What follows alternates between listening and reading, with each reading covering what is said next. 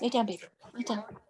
And it'll be on YouTube on the Unity channel if you want to review it. Okay, so I wanted to start off tonight with a little bit of the why I'm doing this.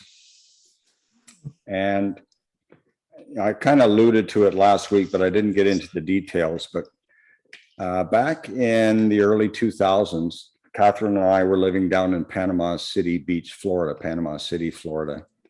And we owned two businesses, and we had quite a portfolio of real estate, and we were on top of the world and things were going great. And, you know, we got a little bit friendly with some of the big power brokers of the area. And, you know, we're talking multi-millionaires. Guys, the banks borrow. And yeah, one of them was a guy that the banks borrowed from when they didn't have enough money in their bank for the reserves for overnight, you know, one of those kind of guys. So everything was just going along, and you know, there was building going on like you couldn't believe. And just in our county, there were 37 new beachfront high rises, either in the planning stage, already being built, or close to completion. So somewhere in the construction phase, there were that many new ones. And all of these big money guys were leveraged to the hilt putting these things up because they couldn't sell them fast enough.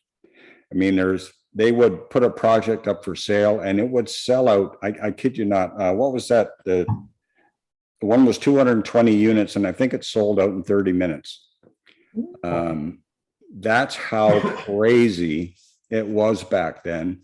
And we were kind of riding these coattails and thinking, wow, it's going great, it's going great, it's going great. And you know what? And then all of a sudden, it wasn't going great. And we had condos that on paper were worth pretty close to 700,000, and we ended up selling them for 2.25. Wow. Things went from crazy affluence and just people throwing money around to all of a sudden, you not only couldn't sell your place, but you couldn't rent it for a quarter of what you used to rent it for. So we went upside down really quick. And, you know, it was a couple of years later, and I was thinking about this, and we were, you know, digging our way out of not poverty, but we were trying to reassess where we wanted to go from there, because, you know, we got hit pretty hard. And I got thinking, how is it that these one billionaire and these 3 or 4 other multimillionaire guys, how is it that they did not know that this was coming? And every one of them was leveraged so much, they all got wiped out. The billionaire got wiped out. You know, within a couple of months of this, he was living in a some kind of facility and had early onset dementia. I think he just totally lost it. Yeah. Yeah, and another guy had, I mean, it was so traumatizing. He had a stroke or heart attack and died within months of this collapse. So it was pretty wild. But what it said to me was, holy smoke, you know, we were following the train, but the train didn't know where the heck it was going. It didn't know there was the tracks ended at the cliff. And if these guys couldn't see it coming, how the heck is anybody supposed to make it? So this is back around late 2009, early 2010. I said, you know what? I'm going to start doing my own research. So I read a lot of books. You know, Kiyosaki was a good one, Robert Kiyosaki. If you haven't read Rich Dad, Poor Dad, he's got a series of about 10 books that are all excellent. That's one of the first things we did. And then I started looking more to the fringe of where information was coming from, because what I have learned is that if you're listening to CNBC or Bloomberg or any of these guys. They are just nothing but propaganda. All right. They're saying what the big money guys want them to say. And so during my research, I found this Hidden Secrets of Money with Mike Maloney. And when I watched it, I mean, it really set me back. And a few of you have commented on how doom and gloom it sounds like. But trust me when I say this, that Mike Maloney is doing this for one purpose. It's not to scare you, it's to educate you. And he doesn't say this is going to happen. He says, in all probability, it's going to happen. So if you prepare for it, what's the worst thing that can happen? You're prepared. If you don't prepare for it, everything that you've worked hard for could basically be eroded Very quickly. Yeah, be eroded very quickly because of hyperinflation or total collapse in the stock market, like happened, or in the real estate market, like happened to us. Total collapse of the stock market, that sort of thing. So these are things that could happen, and I love the way he does it. He shows us what could happen by showing us what has already happened in history, and that we just seem to be repeating the cycles.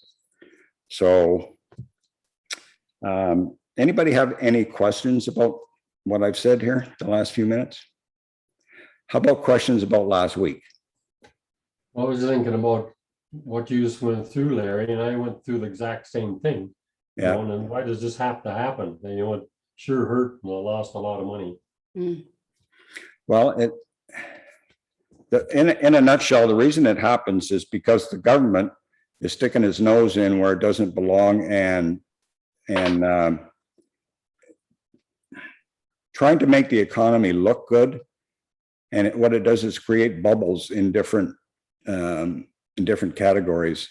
And the issue right now is there's a bubble in just about everything. Stock market bubble, real estate bubble, bonds are in a bubble. Everything is teetering on the edge. And Stockbrokers and financial planners don't know this either, right? Yeah, well, Kathy was just talking to me, just whispering in my ear about financial planners and some of the stockbrokers. And a lot of these guys, they basically just repeat what they've been told to tell their folks, and they don't do a lot of the research themselves. If they did, they probably wouldn't be doing the job they're doing. I don't think personally, but you know what?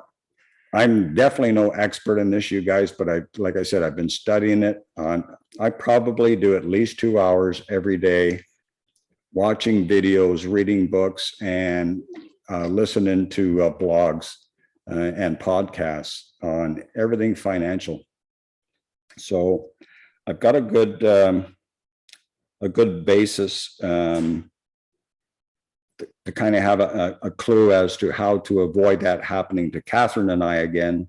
And I wanted to pass that along to you guys. And if you want to use it, great. And if you don't, that's fine too. It's just better to be prepared and knowledgeable than say, what the heck happened? Okay. So no questions about what happened last week? Okay, I'm going to go ahead and play the video then. Stand by.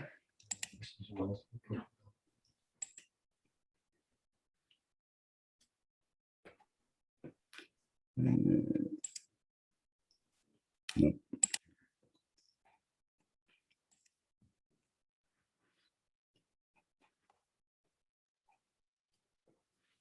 Gotta get closer, I can't see it.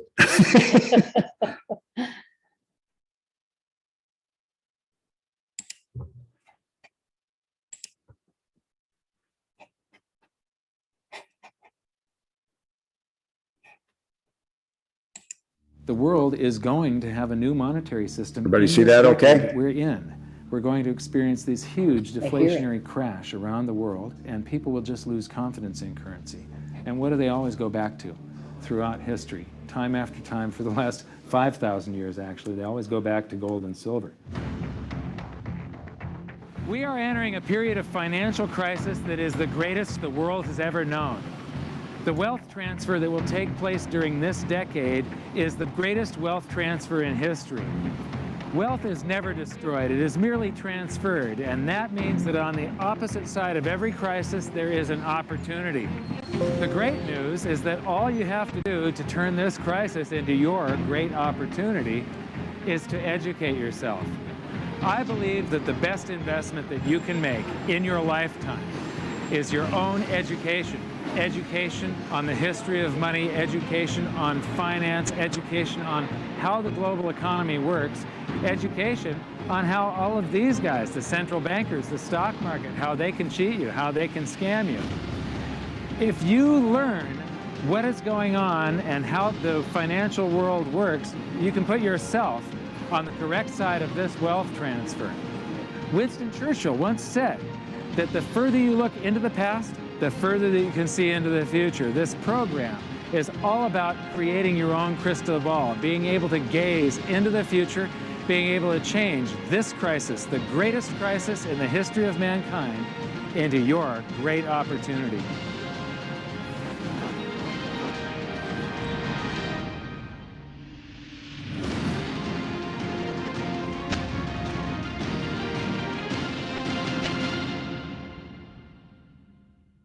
So it all started back in 1999 when my sister and I hired a financial planner to help my mother with her assets, and we gave him control of the family's assets.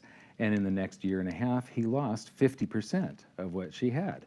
You know, he would come to us every 6 months. We'd have a meeting, and he'd have this smile on his face, just ear-to-ear smile, going, "We did really well. The S&P lost 24%, and you only lost 18."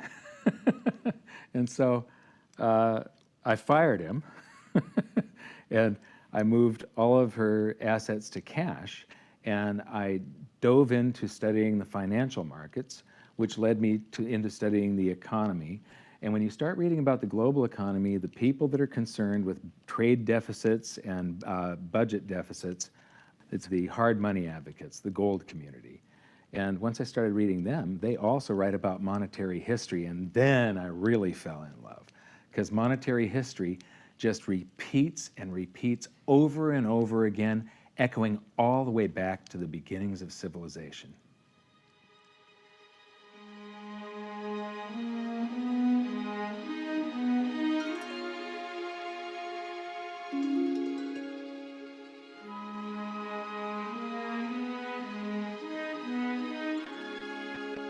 Gold and silver have been the predominant currencies for about 5,000 years, but it wasn't until somewhere between 680 BC and 630 BC that they became money.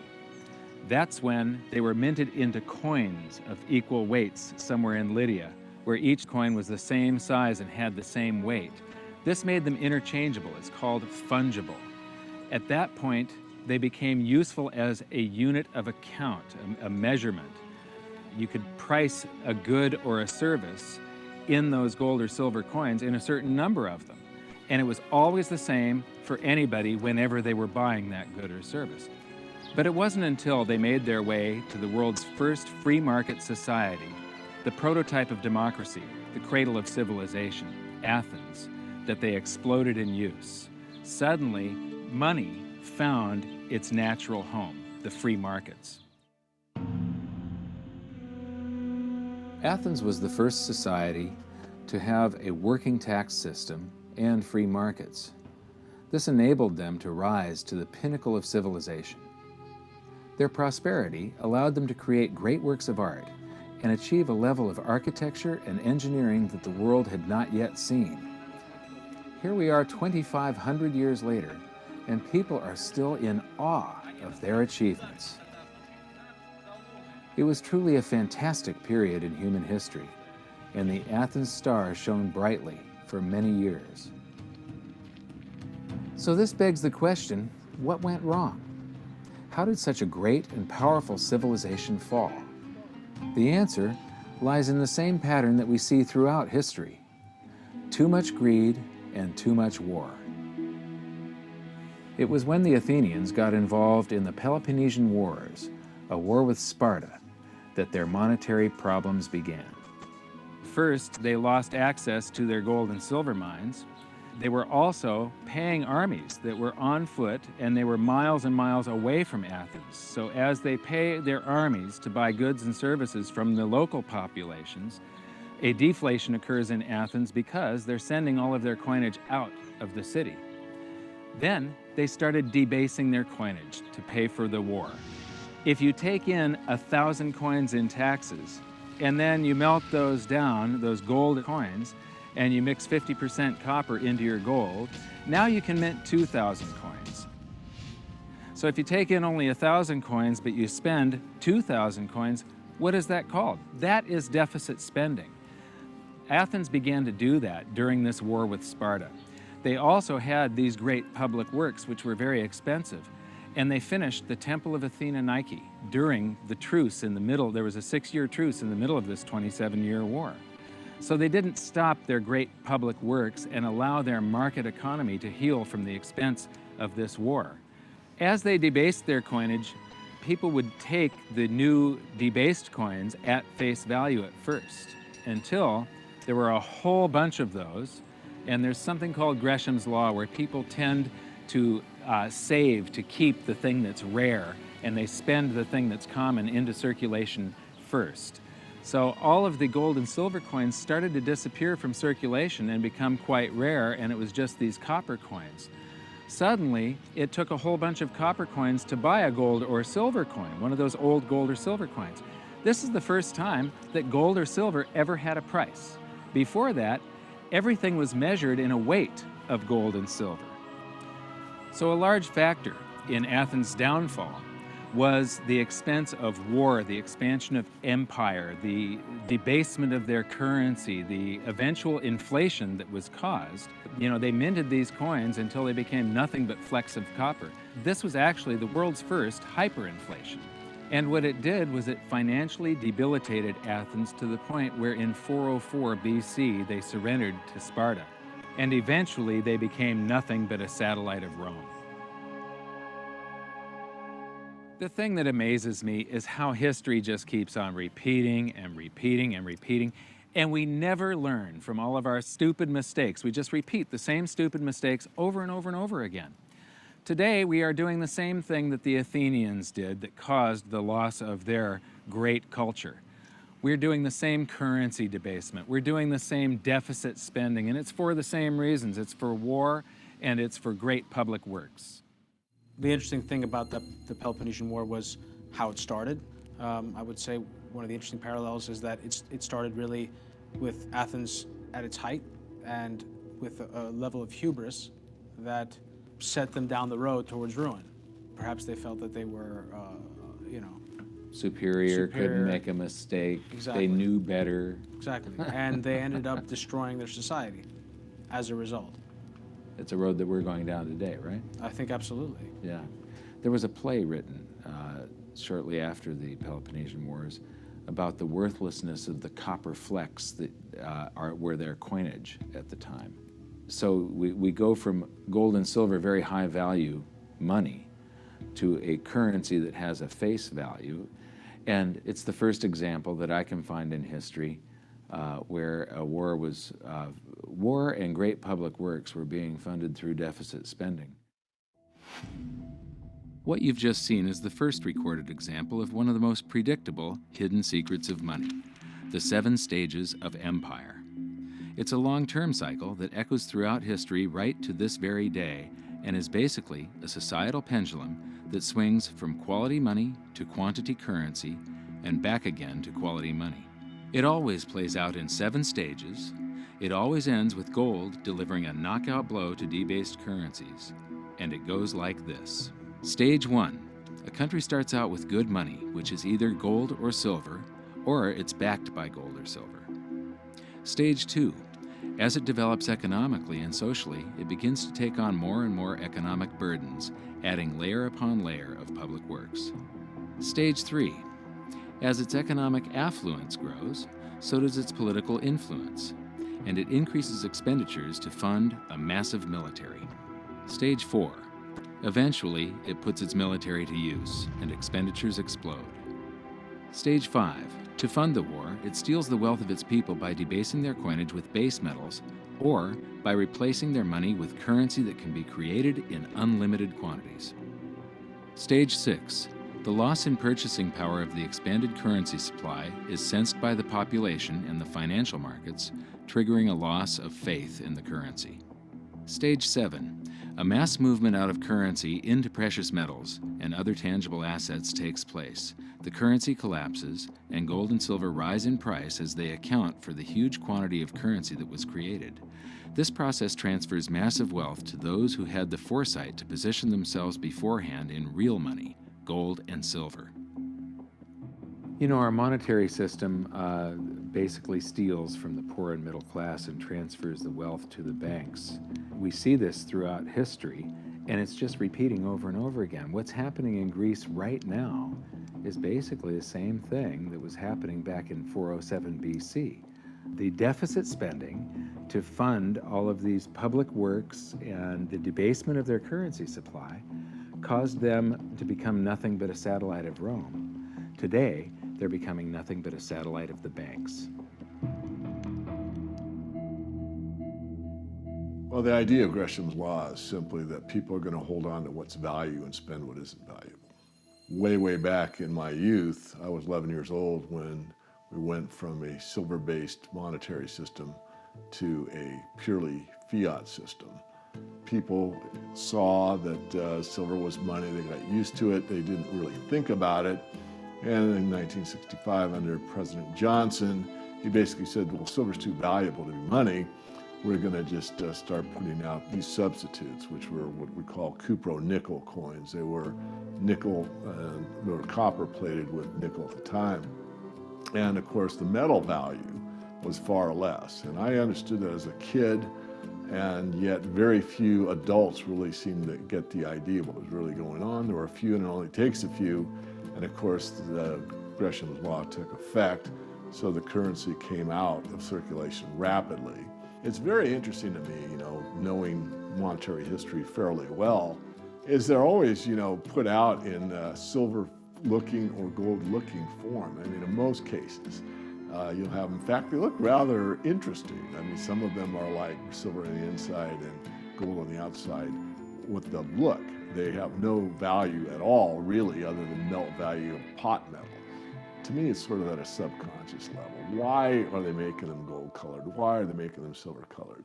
I think there's an inherent knowledge in the human species that knows that gold and silver have value. So if they look in their pocket and they see something gold-colored or silver-colored, it gives them kind of a warm, fuzzy feeling. And it's like, oh, yeah, you know, but there's no value in these coins, really.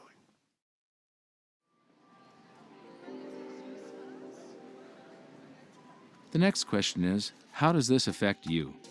My next stop was in London, where I'd been asked to give a presentation to a group of businessmen. They wanted to understand the reason that gold had surged recently, and I explained to them that to understand gold, you have to understand monetary history. Once you see where we've come from, you can get a much clearer understanding of how the 7 stages of empire are playing out right now. We weren't allowed to show their faces, but we were allowed to film my presentation. So here it is, the last 140 years of monetary history condensed into just 10 minutes. Keep the 7 stages of empire in mind, and as you watch this, see if you can recognize the signs. Everybody thinks the US dollar is still as good as gold, and it hasn't been since 1971. This is the world monetary systems. From 1873, when Germany went on the classical gold standard, where each unit of currency is backed up by an equivalent amount of gold in the treasury. In the United States, $20 bill, $20 gold piece in the vaults. Go into any bank, slap down your currency, which was a receipt for money, a claim check on money, ask for your money, gold and silver, and they would give it to you. So this shows, this is currency, this is money. Otherwise, there was no reason for any government to store gold in their vaults and then print this currency that was backed by gold. This is what gives confidence in that, and it gives governments the ability to start this scam in the first place, where they print these receipts for gold, and then they can print more of them than gold that exists. And that happened when we got to World War I, And all the combatants stopped redemption rights. You could no longer go in the bank and trade your pounds, lira, marks, francs, no longer redeemable in gold. And they lit up the printing presses and started printing like crazy. Then between the wars, they went on something called the gold exchange standard, where currencies would be backed partially by gold.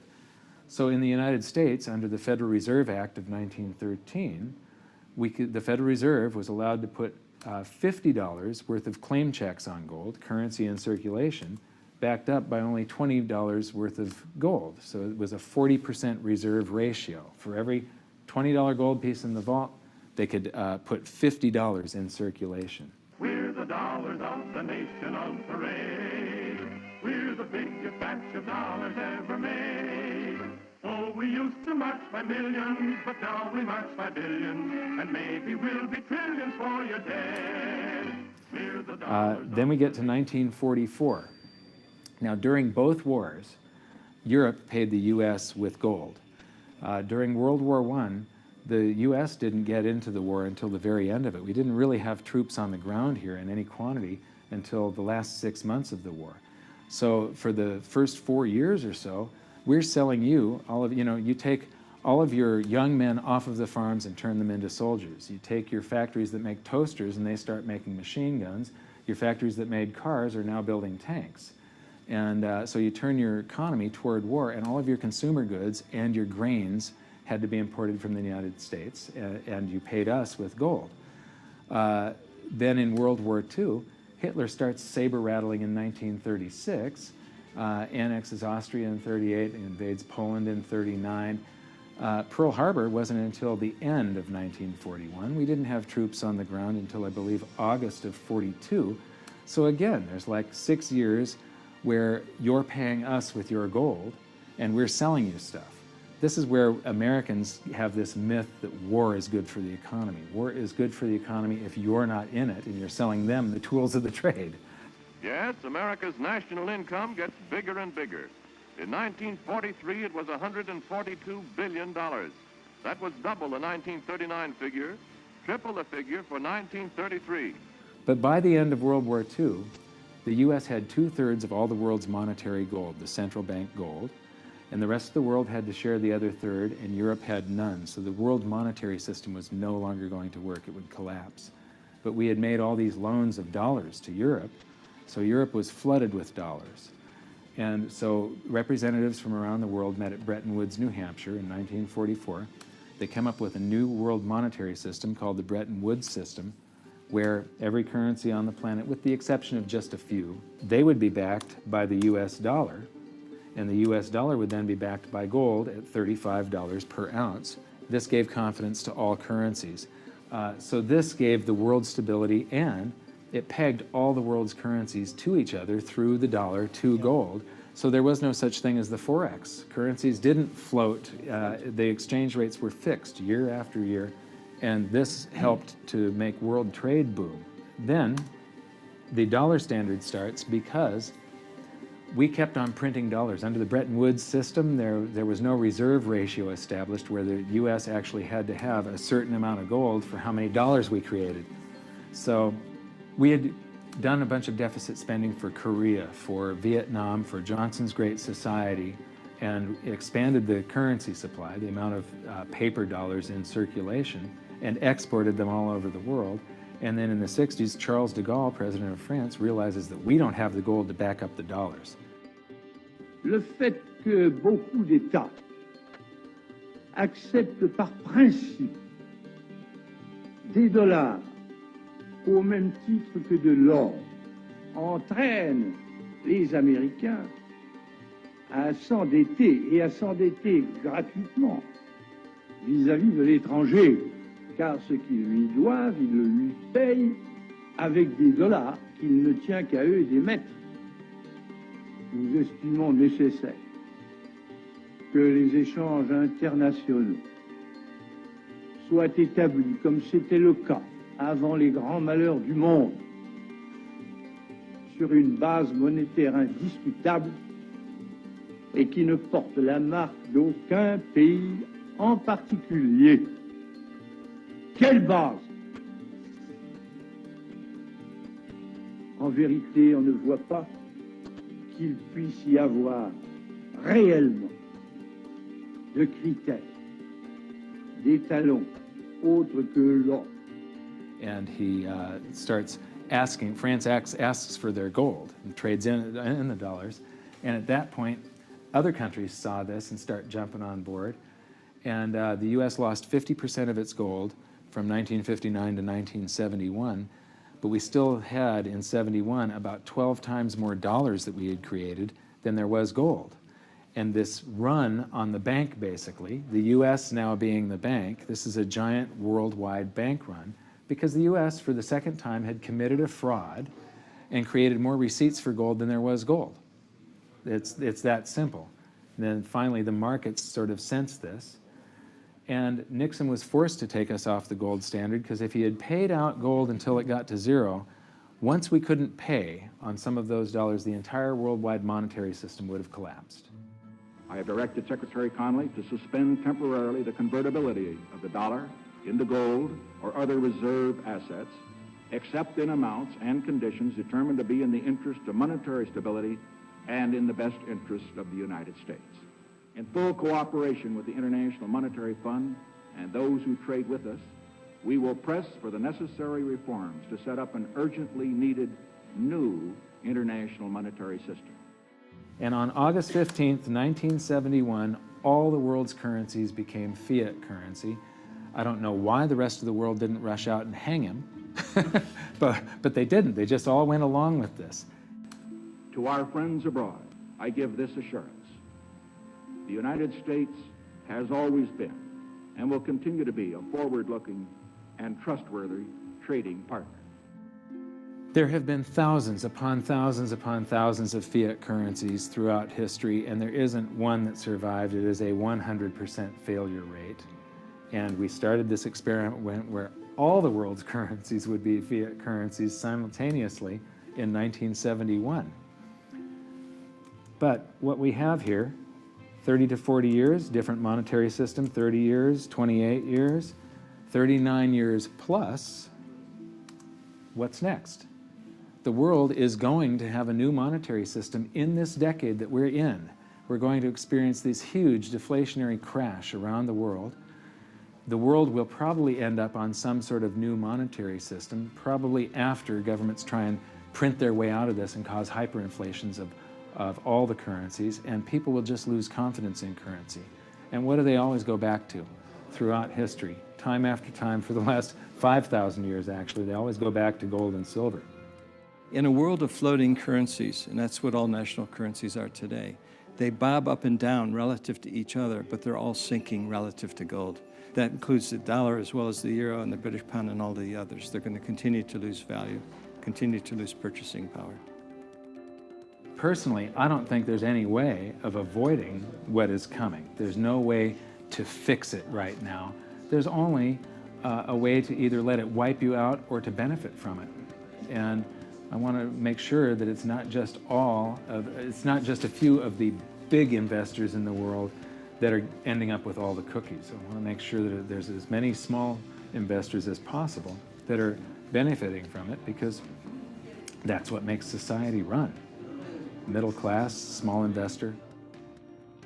One of the biggest challenges for human beings is that physiologically we are designed to operate in recency. You know, the fight or flight response is literally in my cells, literally. And so that when I'm in the wild, it's about I need to look for something to eat or make sure I don't get eaten. And how that translates into the modern world is that we think only about what's happening immediately in front of us. And so we think a long time is last week. In the world of YouTube and Facebook and instant messaging, we think 3 seconds is a long time. Like, did you get the post already? I already posted it. And the reality is, that if you look at history, and I don't mean a week, I don't mean a month, I mean decades, I mean 100 years, I mean a couple of 100 years, I mean more than a couple 100 years, you can start to see some patterns. You can see some things that are going on because history repeats itself. There are some trends and there are some movements that you can learn from. And you literally have to go outside of your human instincts to look at history, because we just want to focus on right now, because as I said, that's about either eating or being eaten. So we're going to go beyond that, and that means not just focusing on the here and now, but learning some real powerful stuff from what's happened, because there just might be some indicators there as what's going to happen in the future. Now, the 7 stages of empire, just as a reminder, started with sound money.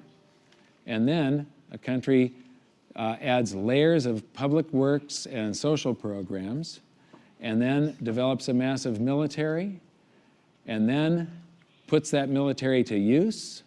And to pay for the war, it debases its currency supply, which causes a loss of faith in the currency, which then leads to a currency crisis, and gold does an accounting of the expansion of that fiat currency supply that happened over all those years of the first 5 stages. We are in the 6th and beginning the 7th stage. Gold started the accounting in the year 2001. It was $250 then, but we're still in the very early stages of this. Well, that's right. I think one of the problems with gold is people just don't understand it. I mean, for one thing, it's sort of been banished from the curriculum for 35 years. We have going on 2 generations of academics and scholars who have never studied gold. Unless you're a specialist in economic history, you can go back and look at it. Now, when I was in university and even when I was in graduate school in economics, we were still on the gold standard in some form. It was fairly attenuated, but when you studied the IMF and you looked at how they present the finances of a country and the breakdown of the reserves and the capital accounts, gold was a line item in the capital account, and you had to understand how it, what role it played and how it could equilibrate in terms of balance of trade. Well, that's gone. The IMF, Nixon went off the gold standard in 1971, and bright young economic students just don't understand gold. They think it's a joke, or they think it's maybe a commodity trade or a momentum trade. They don't understand that it really is money par excellence. So now we've learned that money was born in roughly 630 BC when it became fungible. It was free markets and sound money that led to Athens' great prosperity. But debasement of their money for deficit spending on war and public works played a large role in their demise. Over the past 140 years, we've debased our own currencies to the point where 2 generations of scholars don't even understand gold. We learned about Gresham's law and that bad money drives out good. In recent history, there has been a new monetary system roughly every 40 years. And we've learned that we are in the 6th stage of the 7 stages of empire. So that's it for this episode. Join us next time when we learn more about the chaotic state of the US dollar standard and how it's going to affect you no matter where you live on the planet. When I wrote my book, I said that we're coming into an era that is going to be the greatest wealth transfer in the history of mankind. Therefore, it's the greatest opportunity in the history of mankind. I've made it my mission to help as many people as possible get through this crisis and to come out on the best side of the wealth transfer. I've just finished filming an exclusive presentation titled How the 7th Stage Will Unfold, where I detail what I'm doing personally to prepare for a range of scenarios. It's available at hiddensecretsofmoney.com as part of your free information toolkit. So my challenge to you for this episode is to try and find a single example in all of monetary history of a crisis that was brought on by too much deficit spending, too much debt, and too much currency debasement being solved by more deficit spending, more debt, and more currency debasement. Until then, good luck, and I'll see you at the bonus presentation at hiddensecretsofmoney.com. Thanks. You bet. There is no other side. You either silver and gold or you're doomed. That's exactly the way the world is always working. That's the way it's working right now. Turn on the television, watch with the price of gold. Look at the dollar going down, gold's going up, silver's going up. That's exactly the way it's always worked, and it's always worked that way, and it's working that way now. And why is anyone surprised? Why is anyone surprised? It's always worked like that. For the past 5,000 years. That's right, 5,000 years in a row, it's worked exactly that way. It's happening that way now. And ooh, wait a minute here. Weird, beyond weird. Mike Maloney's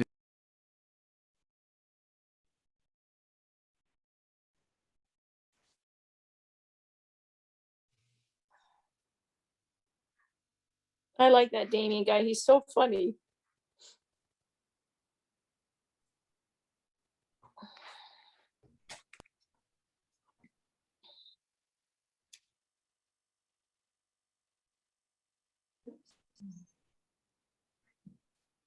Right?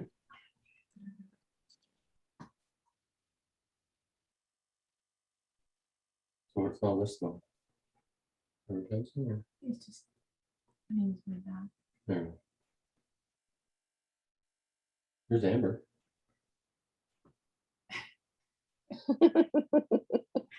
Hi, guys. Hi.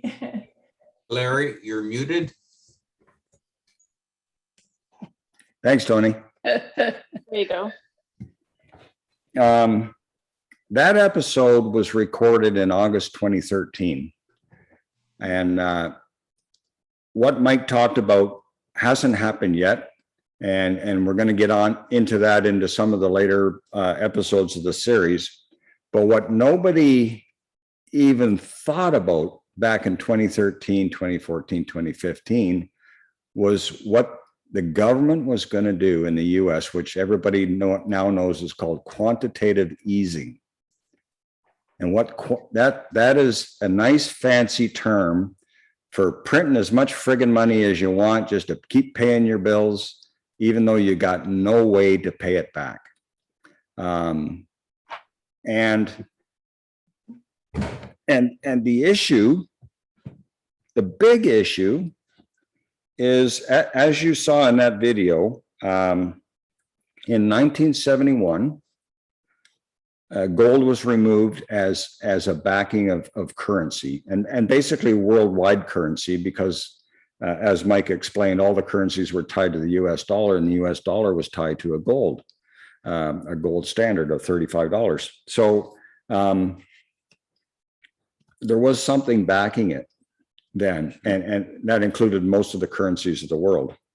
But as soon as that was removed, now every currency, every country was free to print as much money as they wanted. And every country in the world said, hey, great, we can become as affluent as the United States, or at least try to be. So Canada's no different. Canada, Australia, some of the countries that have not fared well with that are already suffering. They have been for years. Venezuela, Argentina. Right now, Lebanon is in terrible, terrible shape. They lost 90% of their purchasing power, their currency. I believe they are on a lira, I believe. They've lost 90% of their purchasing power in the last 18 months. So, I mean, we can't even fathom that kind of inflation, that you would lose 90%. So anyway, it's kind of scary. Does everybody understand the historic, what he was talking about, the debasement of currency? So really what, I mean, you guys are probably the same as I was, that you keep thinking that the prices of things are going up. Oh, the price of my house is going up. That's great. Well, really, that's not what's happened. The value of the dollar is going down. And I saw an interest, I think I talked about this a little bit last week. I saw an interesting chart. Another fellow that I follow closely, his name is George Gammon, and he does great whiteboard videos, and he shows all these charts and stuff. And he showed how the average house price in the United States of America over the last like 100 years, if it's adjusted for inflation, has stayed the same. Stayed level.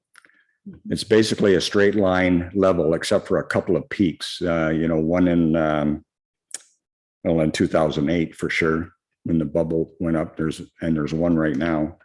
But other than that, it's pretty much a straight line. Some other examples that I like to talk about, and it keeps reminding me that it's not the dollar value of what you have right now, is what's your purchasing power. But in the 1700s, a gentleman could buy a nice suit of clothes with an ounce of gold. And in the 1800s, a gentleman can buy a nice suit of clothes with an ounce of gold. And in the 1900s, a gentleman could buy a nice suit of clothes with an ounce of gold. And you could buy a nice suit of clothes with an ounce of gold now. A really nice suit. It's at But back in $2,200. 1700, it was like $10. And today we're talking $1,800 to $2,000. But that ounce of gold was the same all the way through. But the dollar value of that one item is higher and higher and higher and higher. So what you're talking about, Larry, is purchasing power. That's exactly what I'm If a talking loaf about. of bread goes to $25, then Your money's not worth. Yeah. Don't bother buying toilet Larry. paper. Yeah. I have a question because in the video, he kept saying that we're in the middle of the greatest wealth transfer ever. Yeah. But is he talking about the greatest wealth transfer as an absolute value or a relative value? So is he adjusting that value for inflation? So in other words, maybe it's not the greatest wealth transfer. Maybe it's the greatest wealth transfer only because the dollar value is so high because it's not worth anything anymore. Do you know what I mean? Yeah, I know what you mean, but that's not what he's talking about. What he's talking about is, and this is what this class is going to get to, is he's talking about the rich people, the people that are the millionaires, billionaires today, have a lot of their money in hard assets. Things like Gulfstream 650s and yachts and fine art, gold and silver, land, all things that hold their value. all very things least. that will hold value compared to paper money. Does everybody understand when they say fiat currency? Do you know what they're talking about? Yeah. Anybody not understand that? Okay, so paper money, well, we don't even have dollar bills in Canada anymore. Our $10 bills can go from whatever value they are today to zero. Correct? I mean, value wise, I mean,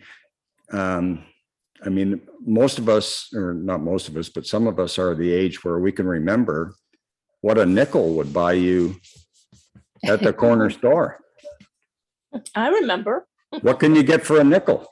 I mean, nothing. So, I mean, $10, holy smoke, $10 when I was a kid was a huge amount of money. Well, I remember going to the store for 3 pounds of ground beef for $1. Yeah. Yeah. Yeah. So, and I'm not that old. yeah. Yes, I am. Thanks, Tony. I could buy a whole big bag of candy for a nickel. Yep. Right. A pack of smokes was 35 cents. Yeah. Yeah. Now it's over $10, right? Yeah. So that's exactly what we're talking about. It's not how much money you have. It's how well can you take care of yourself with what you have. And maybe that needs to change form.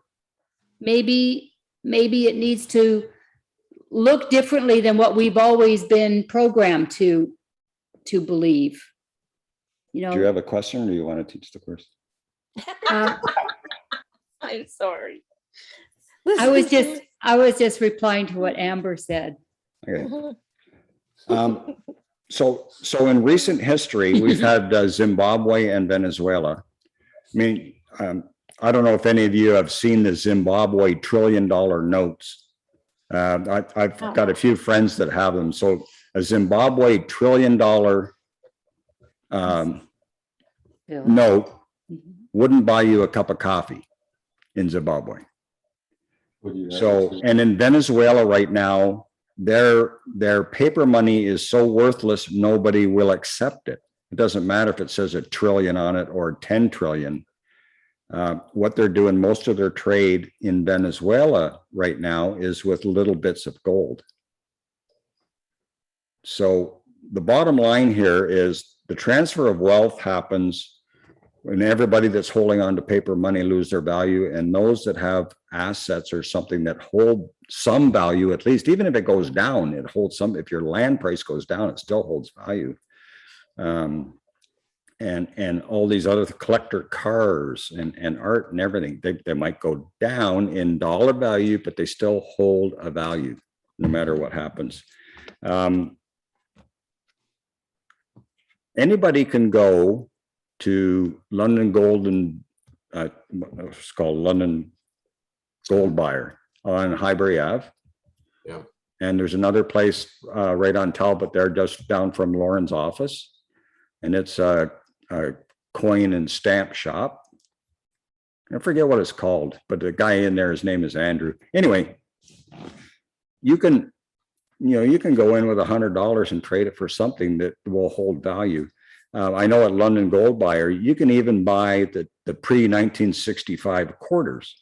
Mm-hmm. You know, they have the old quarters, dimes. I think they even have nickels in there because they have silver in them. They have a silver content of about, I don't know, 30% or something like that. So that will maintain its value. I think that quarter today is worth like $1.50 or maybe $2. Because of the silver that's in it. The other things, I kind of lost my train of thought there. Change from the banks and take the money, right? Yeah, if you can, and a lot of the other things you could do is buy, you can buy some jewelry, if you know, buy some gold jewelry that's 24 karat, you know, and that's like wearing money around your neck, right? And a lot of, I won't say a lot, but some people that want to take more than $10,000 across the border with them just have like a gold necklace that's worth about 20 grand hanging around their neck, and nobody asks about your jewelry. They want to know how much cash money you have in your wallet, right? It's very interesting. And did everybody kind of, were you able to relate to these 7 stages, the cycle that happens and goes on and on? As you saw, Mike said it's probably going to happen in this century. So he filmed that in 2013, and He said decade. and he said in that decade it would probably happen, but it didn't. And the reason it hasn't is because the U.S. government and every other government in the world just keeps kicking the can down the road by injecting more money, and that is causing the huge transfer of wealth. Lauren's not there right now. I hope she's listening. But anyway, and why that is because the guys with the big money are the closest to that never closing tap of finances coming in for their use through stock markets. A lot of the companies now are issuing bonds, corporate bonds. The Federal Reserve is buying those bonds, and then the company is taking that money that the Federal Reserve creates out of thin air and buying back their shares to artificially inflate their stock price. Did that make sense to everybody? I mean, it is nothing but a Ponzi scheme. So Yeah. they're creating money out of thin air, paper money, fiat money out of thin air, and inflating their stock price by buying back stocks with it. So it's and it's not just the USA doing that, you guys. That Canada's doing the same thing. We're all in the same boat, and that's why it's kind of scary to me, because in the past, through history, Lauren, if you're going to talk, could you mute yourself, please?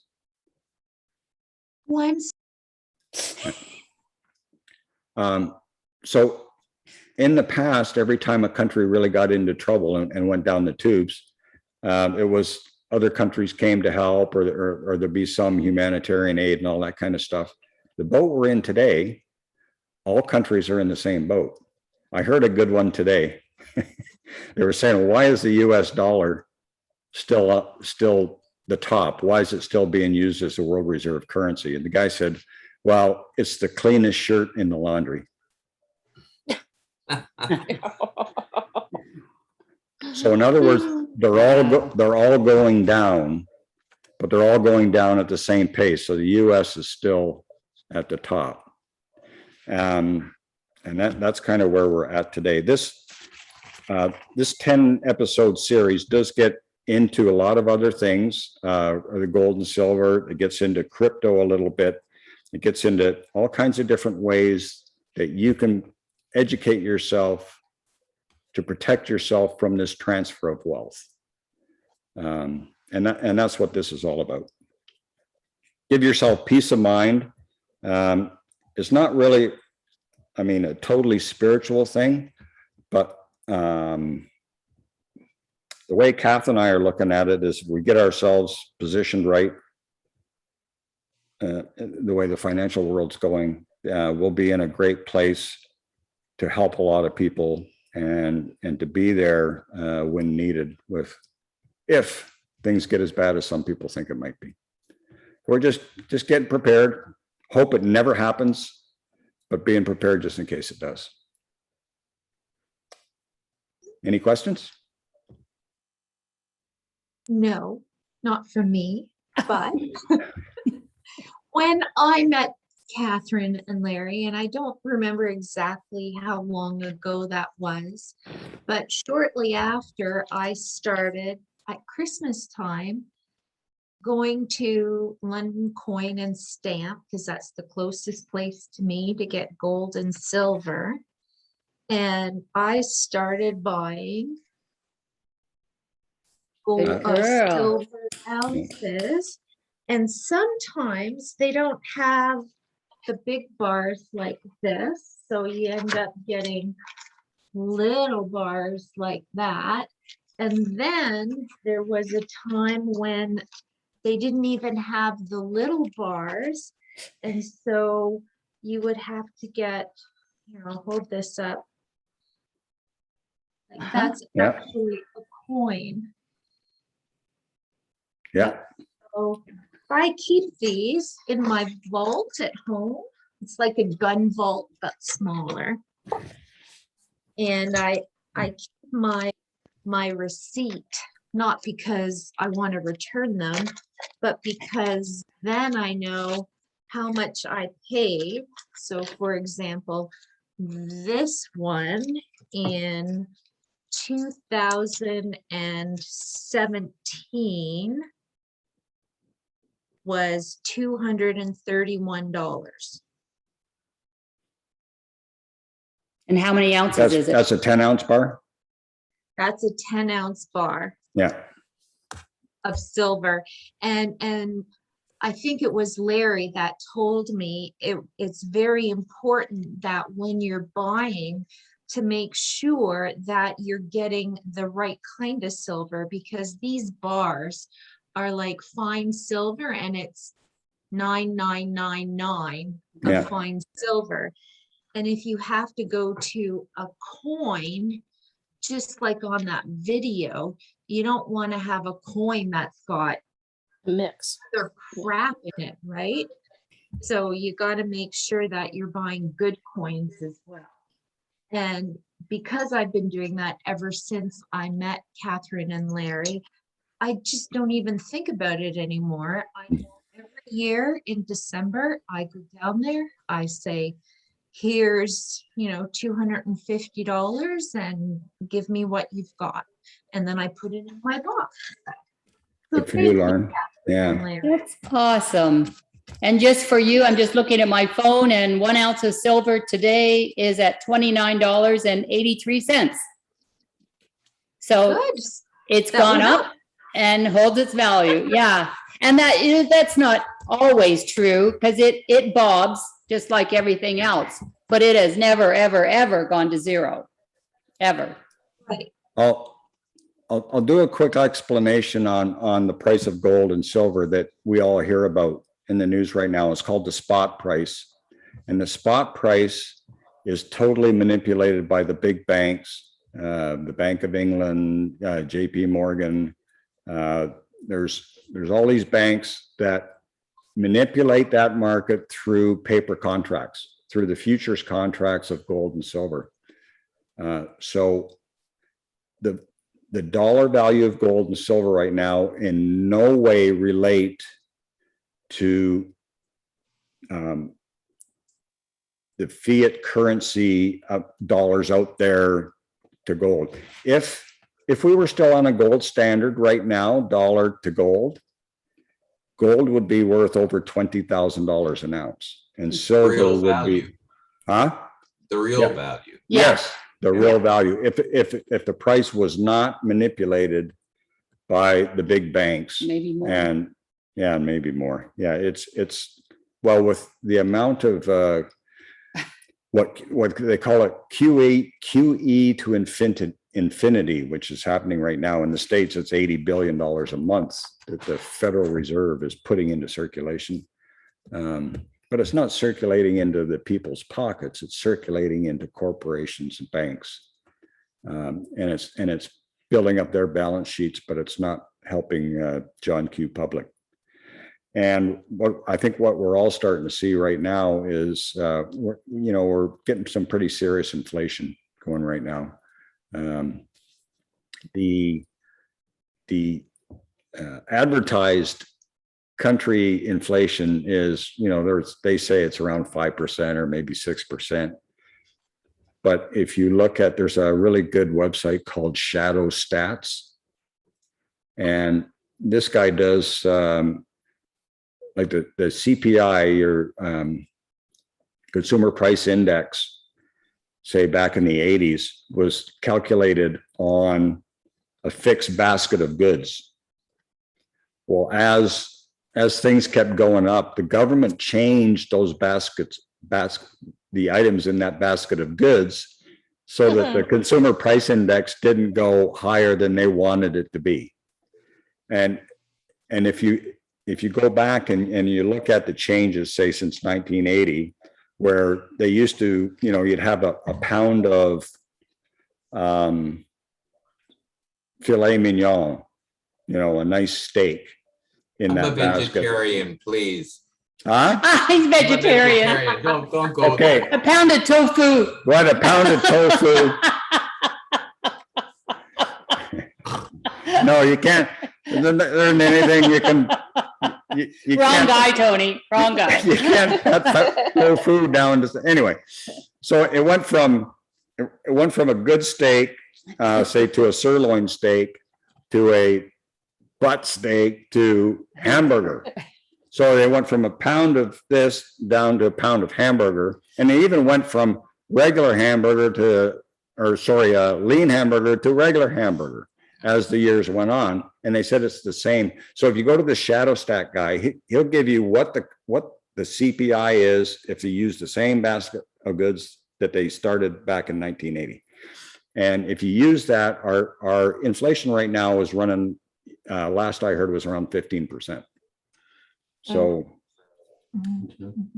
and what that means in simple terms is if you've got $100 in the bank today and you just let it sit there, its purchasing power a year from now is going to be $85, right? Not 100. And if you leave it in there another year and another year, it's keep going down. So inflation is a hidden tax. The government loves inflation because the more the inflation goes up, the easier it is for them to pay off the debts that they owe. Although I know, but we're at the point now where the government simply cannot. And they're scrambling, trying to figure out how they're going to do this. But every politician in the world right now is just kicking the can down the road and they're trying to figure out how to get out of this box. And I mean, maybe there's a way they're going to do it. I don't know. I hope they do. But I think it's wise to be prepared. And that's what we're doing. Catherine has a question. I just have a question. Are you going to cheer us up before you leave us tonight? Yes. I Yes. don't want to have nightmares. Okay. So yeah. George has a question. Hi, George. Okay, when you talk about the silver was $29, Yep. is that US or Canadian dollars? Oh, that's US, George. That's what I thought, but so that makes a difference. So I was all of a sudden, Yes. Certainly does. Let me tell you what that would be in Canadian. Just go ahead, Larry. Most- Cheer us up. Yeah, so here's what I want everybody to kind of gather is that don't worry about what the spot price is. It's what the purchasing power is going to maintain over this change. Whenever this world currency changes, it's going to have to come back to gold somehow. Why wouldn't it? I mean, like I said, for the last 5,000 years, that's what every time the currency resets, the new currency is reset to a gold standard. And hopefully we'll learn this time around because communication is so much better. And John Q. Public is way more educated than they used to be, that hopefully we won't get into this situation with the politicians and the greed and all of that again. Yeah, I mean, it does sound doom and gloomy. I mean, it feels like that. It sounds like that, but really, like Mike says, if you're educated and ready for this, there's no need to worry about it. So I applaud you, Lauren, for what you're doing. It doesn't take a lot, a little bit each month or once a year stashed away in something that will hold value, I think is a really intelligent thing to do. And what's the worst that's going to happen? Everything gets really good a few years from now, and you take your silver and you go cash it in and you do something with it. I mean, it's easy. I mean, a lot of people think it's a difficult thing to do, but you just walk down the street, trade some money for some silver, and you could walk right down there tomorrow and trade your silver for some paper money. It's not a big deal. And there's lots of different ways to do it too. You don't have to go to those stores in London. I've ordered, there's a Victoria Bullion Exchange. These people are excellent to work with. And they just mail it to you. It comes in the mail. And the mailman says, "What's in here, gold?" I said, "I wish." George has his hand up. George, the answer to your question was $36 Canadian for 1 ounce of silver right now. So we've talked different times that still it's better to stay with silver rather than buy gold. Is this still the right way to be doing it, or? Okay, so to answer that question, I'll say that there's a historic gold silver ratio, and it's usually 16-1. That's about the average. It has gotten as low as 10-1. Right now, the gold to silver ratio, I believe, is 80 or 85-1. So that's why a lot of people think you're better off to invest in silver right now because it has a much greater potential. Upside. Yeah, for the upside.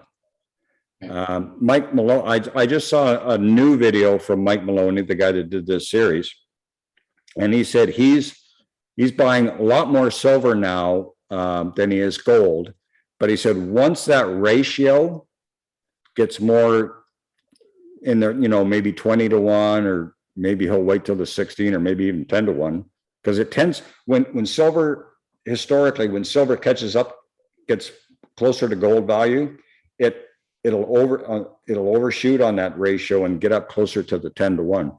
So he's anticipating that happening again sometime in the future. And when the ratio gets close, he's going to transfer a lot of his silver to gold. Yeah. Gold is the ultimate store of wealth. And silver is more like something that definitely is money, but has more use. Yes. Yeah, so I think you'll have a better chance of walking around with silver coins in your pocket and spending them at the store than walking in there with a big chunk of gold or something, a 10-ounce gold bar. Although it's worth a lot of money, not too many places you'll be able to use it. But a silver is a fairly small denomination that you'd be able to use on a day-to-day basis when paper currency, if and when paper currency becomes valueless. 1 ounce of gold in Canadian today is that? Yeah, Canadian dollar, 1 ounce of gold is $2,750. And yeah, But that's, again, that's the spot price as manipulated by the big dealers and the banks and the futures contracts. George? I was telling Barb that things all go to hell. You can always give the kids a couple of silver coins for Christmas type of thing. I've been giving my grandkids Yep. a silver coin for their birthdays and Christmas for years. Oh, yeah, okay, Yeah. good. And we're hoping they still have them.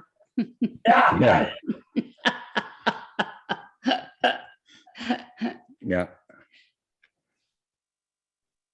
All righty. So is everybody cheered up? Barb's got a smile, everybody says. All right. Well, it's, I mean, if you're talking to anybody about this, they say, oh, I don't have the money for that. It's like I said, if you can get down to London Gold Buyer, they have quarters in there that you can buy for like $2 or whatever right now that have silver in them. I think I mentioned this last week, but maybe I didn't.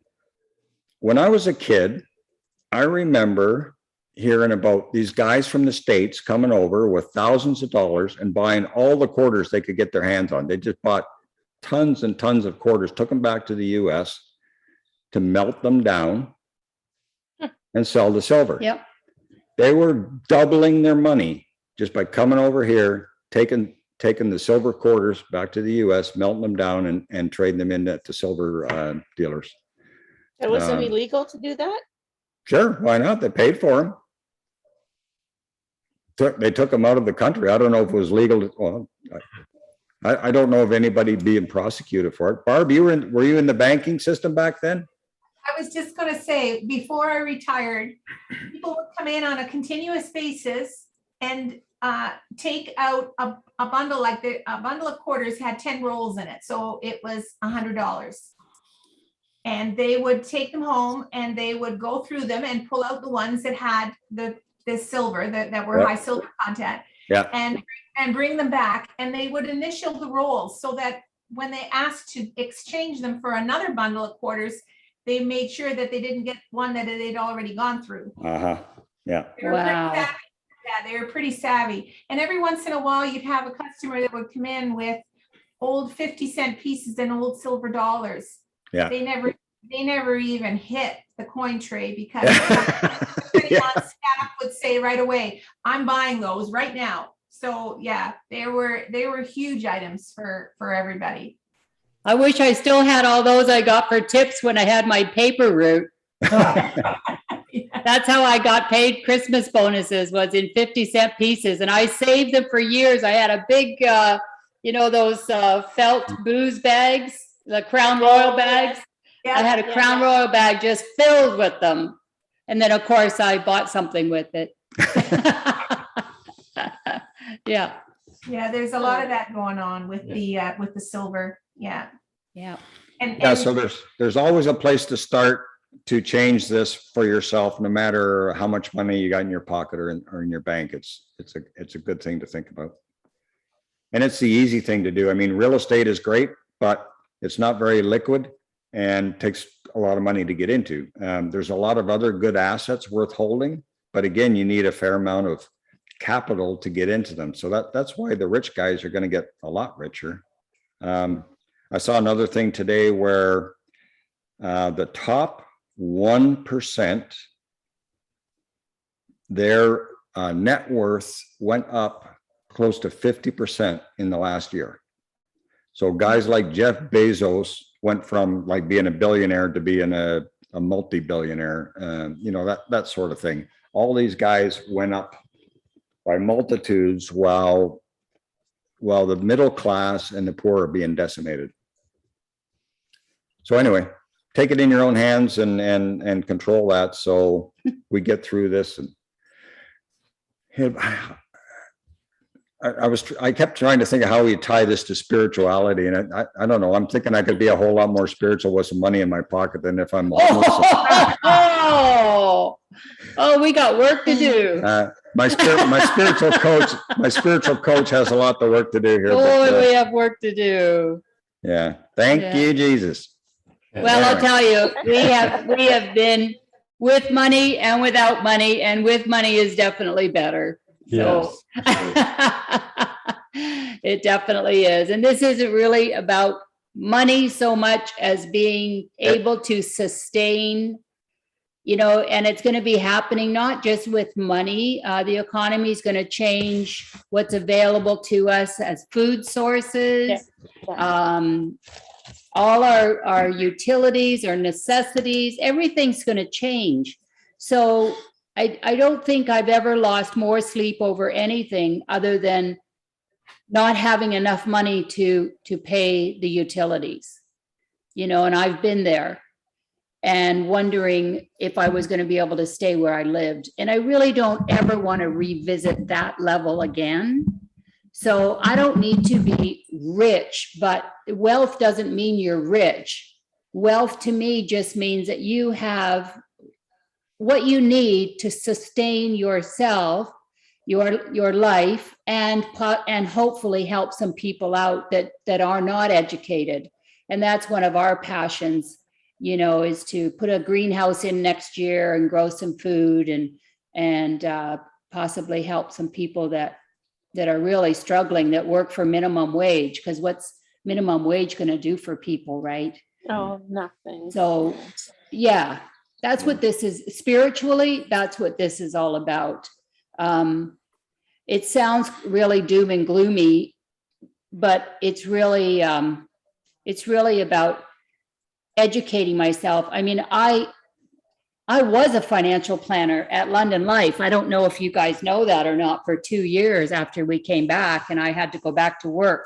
So as soon as I got my lower lip sucked back in, I went back to work, and I went to work as a financial planner, and I couldn't stay there. I could not continue to tell people what I had to tell them to be in alignment with the company. And I'm not saying anything bad about London Life, because a lot of people are really happy with their 2 to 3% return that it looks like on paper, where really, when you count the fees, they're going backwards plus inflation.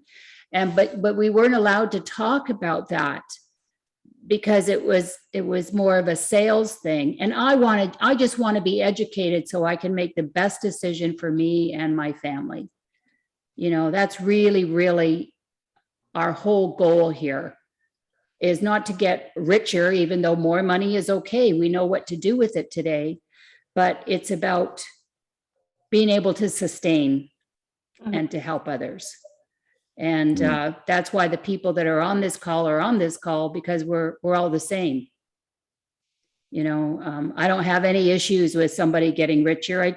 I did have a bit of an issue, I will tell you, to find out that Elon Musk just last week increased his wealth by $35 billion. That sort of caught in my throat for a minute. One week. In 1 week. But, you know, he knows something that none of us know. And I hope he can sleep at night, and I hope he helps a lot of people. So, and stops spending it on going to space, you know, but. So again, this is about education. Yeah. I heard something good a long time ago, and it says, you know, there's basically 3 types of people in the world. There's those that know what's going on. There's those that think they know what's going on. And there's those that go, holy heck, what the heck just happened? So I don't want to be the holy geez, what just happened? I want to know. Yeah, for so many years, we thought we knew what was going on. Yeah, we did. We thought we knew what was going on, didn't have a clue. So anyway, on to next week. I'll maybe send out an email to remind the sleepers and the people not watching their clocks. Good idea, Larry. and if anybody else wants to join in, tell them that they can look at the first 2 sessions online on the Unity of London YouTube channel. Yeah. And then they can join a I week. send it doesn't out to a lot matter. of people. And if you guys need to miss a week, no big deal. But just you know, I will put every session on that playlist so that you can catch up if you want to, or you can just go to Hidden Secrets of Money on YouTube and watch it yourself, and then, you know, that sort of thing. Anyway, time to go. 8 o'clock. Hasta luego. Thanks, everybody. Thank you. Bye. Thanks, Larry. Thanks, Catherine. Bye-bye. Bye. you next Bye, week. everyone. Bye-bye. Bye. What the heck happened?